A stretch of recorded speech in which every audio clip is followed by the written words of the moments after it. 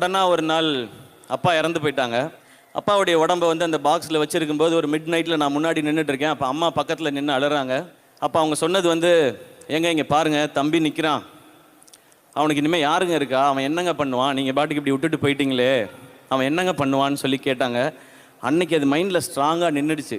நம்ம என்ன பண்ணுவோம் இங்கே, நம்ம இந்த உலகத்தில் நமக்கு ஏதாவது வேணும்னா யார்கிட்ட கேட்போம், என்ன பண்ண போகிறோன்னு தெரியலையேன்னு சொல்லி அன்னைக்கு தோணுதான் ஏதாவது ஒரு ஐடென்டிட்டியை க்ரியேட் பண்ணணுமேனு. எனக்கு ஒரு திறமை இருக்கதான் நான் நம்பினேன். மிமிக்ரி கொஞ்சம் வரும், இதை வச்சு ஏதாவது பண்ணலான்னு. அதில் ஆடிஷன் அட்டன் பண்ணி டிவியில் செலக்ட் ஆகி ஃபஸ்ட் எபிசோட் டிவியில் வந்தப்போ ஒரு சந்தோஷம்.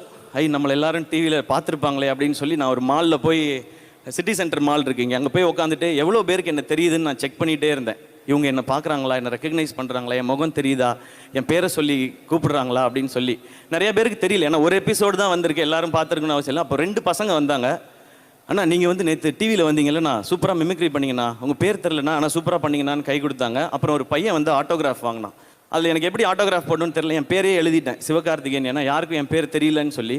ஆனால் அன்றைக்கி நைட்டு வந்து ஒரு பயங்கரமான ஃபீல். லைஃப்பில் ஏதோ பெருசாக அச்சீவ் பண்ணிட்டோம், நம்மளை 3 பேருக்கு தெரியுது ஆட்டோகிராஃப் வாங்குறாங்கன்னு சொல்லி. அன்றைக்கி எதிர்நீச்சல் படத்தில் நான் மொட்டை மாடியில் டான்ஸ் ஆடிட்டு இருப்பேன்ல, தூங்காமல், அந்த மாதிரி நான் டான்ஸ் ஆடிட்டு இருந்தேன்.